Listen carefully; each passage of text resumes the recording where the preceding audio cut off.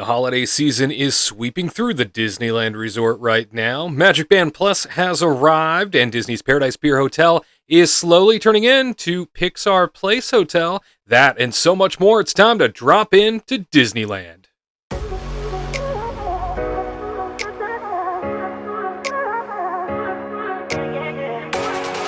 Hey there, hi there, ho there, you are as welcome as can be. How's it going, everybody? Wade for the Kingdom Report, back with you once again, covering every nook and cranny here at the Disneyland Resort. It's the Disneyland Drop-In, where of course we take a look at both theme parks, the Downtown Disney District, and all three Disneyland Resort hotels. Of course, the big story this time around, Halloween is on its way out, and the holiday season is sweeping through this property as decor goes up all over the place, and advertisements are letting you know that starting November the 11th and running all the way through January the 8th, you got yourself a holiday explosion, and the Christmas season is on. Speaking of the Christmas season, things are looking so good at the Main Street train station and the Mickey Floral when you walk in. In fact, that Mickey Floral, remember, many months ago, switched over from natural grass to AstroTurf, and dare I say it looks better. Things actually pop when you think about the flowers and all of the extras that they put in here, so it's looking good. But you don't want to hear about that. You want to see some decor, right? Let's start with Main Street USA and Frontierland.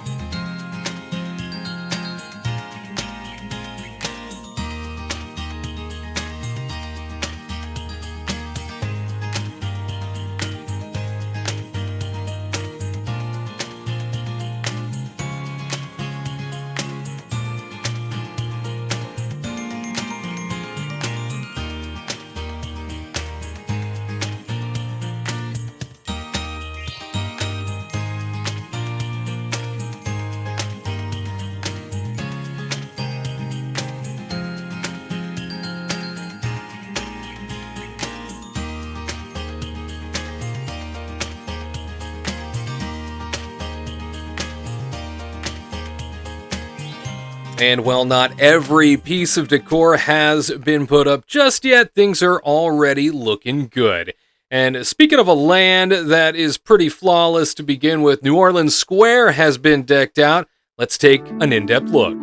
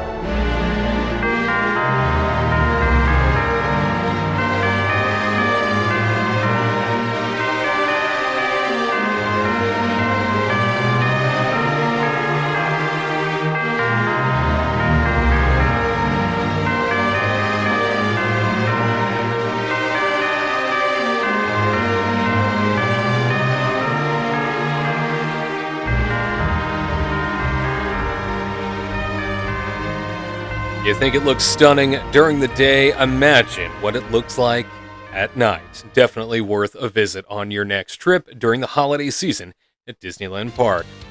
And Magic Band Plus has arrived to the resort. For the first time ever, you can use Magic Bands at Disneyland. And of course, it comes with enhanced experiences, interactive quests, and a little bit more convenience. We stopped by one store that has not been open since Disneyland reopened post-pandemic, and that is Tomorrow Landing here in Tomorrowland. Can't tell you how excited we were to see a closed location finally reopen with a purpose. A lot of unused space here in Tomorrowland, no pun intended. And you see the prices there, yep, $35 to $55 for these Magic Bands. You are welcome to select one that best represents you as the themes go on and on. However, that price tag can be a little hefty on top of everything else. Will you be using a Magic Band Plus? We'd love to hear from you. We head on over to Fantasyland now, where It's a Small World is not setting sail anytime soon, and that is because there's a holiday install going on inside here. Yep, the water has been drained from the flume, and hundreds of thousands of sparkling lights have been hung across the facade of this very attraction for what might just be the most popular of seasonal rides, and that is It's a Small World Holiday. Kicking off its reopening with the holiday season kickoff on November the 11th. And if you want to get your picture taken with a Disney friend, all you got to do is head on over to the It's a Small World Mall area, where they have now set up these awesome backdrops, and there's usually 3 characters at a time meeting and greeting in this space. When we visit Fantasyland, of course, we need to stop by the icon of the entire park, and that is Sleeping Beauty Castle, completely decked out and snow-capped once again for the Christmas season. There is nothing like Sleeping Beauty Castle during Christmas time, especially at night, where those icicles that might be a little unsightly during the day absolutely shimmer and shine like nothing else in this world. It truly is a sight to behold, and something you need to go out of your way for if you are making a trip to the Disneyland Resort during the coming holiday season. We jump on over from Fantasyland to Critter Country now, where they too are in the spirit of the season. Hungry Bear Restaurant ready to rock and roll, and of course the many adventures of Winnie the Pooh with its unique decor. Even back at Pooh's Corner, the retail location in this land, you see a Pooh Christmas tree covered in honey, bumblebees, and a beehive tree topper of all things. Don't get stung. My goodness, watch yourself. And of course, Splash Mountain, likely in its final holiday run as this version of Splash Mountain before it gets shut down next year for the complete retheme into the Princess and the Frogified version of what this mountain will soon be. We leave Critter Country and we head on over to Adventureland now, where what was Tarzan's treehouse continues to be under wraps. We always check in on this. Still no official word from Disney as to what it will become, but we continue to hear work going on inside every time we're here. We will keep our eye on it for you. Let's talk about crowds for a second as we are here in late fall. There is very much a feeling of calm before the storm happening right now. Peace for the most part, moderate wait times, 30 to 45 minutes for most things. However, starting November the 11th and the Christmas season kickoff at the resort, all bets are off. And between November the 11th and January the 8th, it becomes the busiest time of the calendar year. Now, that is based on the last 10 years of Disneyland Resort crowd patterns. And yes, summer comes in a close second, but it is nothing like what the holidays have now started to rake in year after year at the happiest place on earth.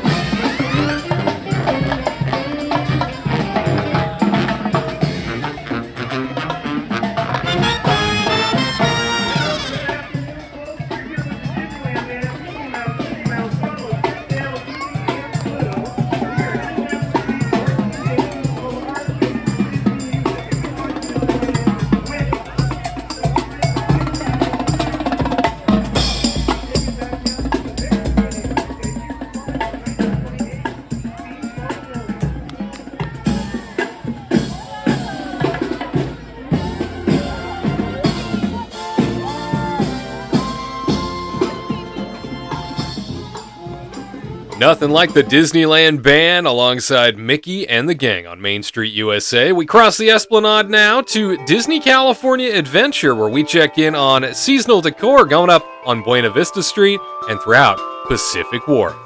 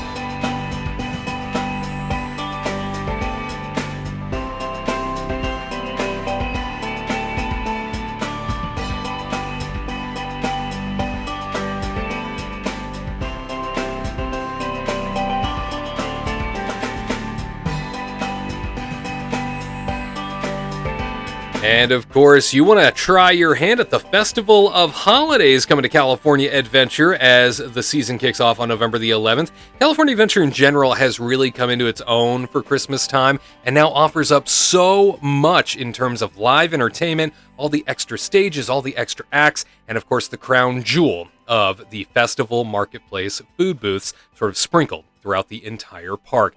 Definitely worth doing and definitely worth consuming. We saunter on over to the Hollywood Studios backlot area of Hollywoodland now, where we check in on Monsters, Inc. Mike and Sully to the rescue! This attraction is closed through November the 18th for its second refurbishment in recent months. However, there is such a vividness to this facade now that we have not seen in years, a level of detail that really looks stunning. Things just pop, and it's so nice to be able to see that once again. And I think I speak for everybody when I say I can't wait to be scared once more in the near future. Of course, next door, the Hyperion Theater, the 2,000-seat venue that has hosted shows like Aladdin, the Musical Spectacular, and Frozen Live at the Hyperion, remains closed at this time. Of course, using the outside area where you used to stand to wait to go in for auxiliary seating for Pimtest Kitchen up until recently. Well, that has been drastically reduced. You see a green wall here.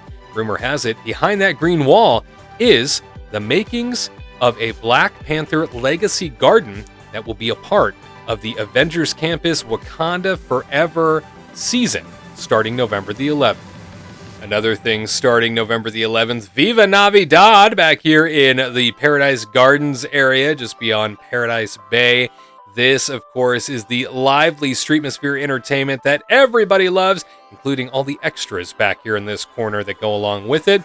In addition to that, the Little Mermaid, Ariel's Undersea Adventure, has her seaweed garland that has been strung. Things are looking very nice over here. And we jump from the Paradise Gardens area on over to the Grizzly Peak Recreation area, where the fences are still up. Those walls remain in place as the prop plane that is usually in this location has been taken off site, and I guess being completely rebuilt, because I don't know what else would be taking so long. Looking forward to having that back at some point.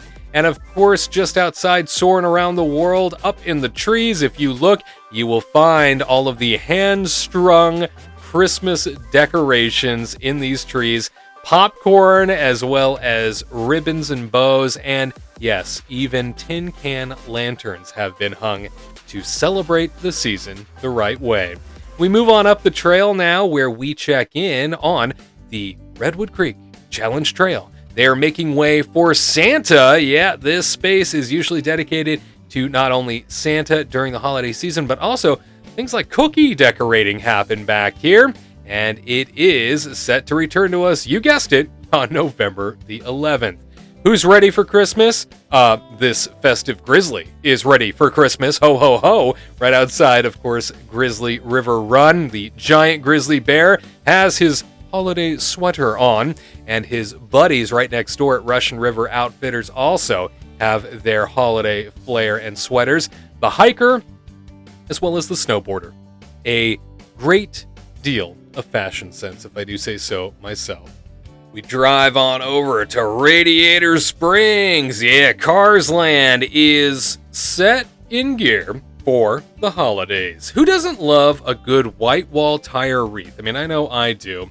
I gotta tell you, this land just nails it. Every single season that they decorate for back here, these cars know how to throw a seasonal party. In fact, you see Stanley, the statue, the founder of Radiator Springs, looking on with Christmas magic in his heart, ready for the holidays to kick off back here. A great place for family photos is Radiator Springs and Cars Land. We head on over to Disney's Grand Californian Hotel and Spa. We wanted to check to see if maybe we got lucky and there'd be any sort of holiday cheer in these halls. We are not seeing any as of right now. However, that giant Christmas tree in the center of the lobby will no doubt be taking shape soon, as well as in the foreground, the massive gingerbread house that the Bake Shop team loves to do. We cross the street now to Disney's Paradise Pier Hotel, which is transforming into Disney's Pixar Place Hotel. Yeah, you see here all kinds of construction going on, all sorts of painting, rehab work. The entirety of the front of the hotel has been completely shut off to the public. So walls are up, cones are out. You can't access the front of the hotel anymore, but they are open. So if you are going to be staying here, you are welcome to drive around to the backside of the hotel to check in. However, the front desk, as well as things like bell services and all the restaurants, well, those are offline in the ways that they used to be online, as in they don't exist like they used to. Now there is a front desk makeshift in the Grand Ballroom, as well as some bell services outside. Outside of that, nothing that we are used to in this space when it comes to the Paradise Pier Hotel and the offerings that come along with it. And yes, they are still charging full price for the experience. So something to keep in mind if you are staying there anytime soon. We slide on over to the Disneyland Hotel now, where we wanted to check in on the Disney Vacation Club Tower progress. It feels like every time we visit, this tower just gets either bigger or more details get added. And so there's always a lot of progress going on here. Much of the scrims that we are used to have suddenly been removed, maybe due to high winds that have recently blown on through Southern California. However, we are seeing a lot more detail now than we ever have before, including sort of this angled, we'll just call it exterior patio. It seems like an area where potentially a lot of sweet guests might be staying in this tower. We look forward to seeing the finished product in the coming 2 years. And of course, we move into downtown Disney now, where the giant mural that is often in the sort of center focus of the old ESPN Zone building, well, it has been switched out to Wakanda Forever, sort of in celebration of that film's release coming up here in just a few weeks. Something definitely worth taking a photo with. And as we move through downtown Disney, we see that Ralph Brennan's Jazz Kitchen has lots of facade work and a little bit of construction happening on its second floor right now. This, of course, is after the repainting that happened to this area and kind of sucked a lot of the charm out of what was formerly a very beautiful location. And the Downtown Disney expansion continues. However, on the west end here, you just see piles of dirt. It seems to get moved around, and they've done some grading work, but really not a lot to report on this time around. We did notice, though, the Grand Californian Hotel self-parking lot has been gobbled up more and more by this project, and we don't know if it's really going to extend out this far, or they just needed it for the laydown area. At any rate, we noticed it, and we wanted to share it with you. We'll keep our eye on it. Over at the World of Disney store, there is lots of holiday merchandise to look in on. Here is a glimpse.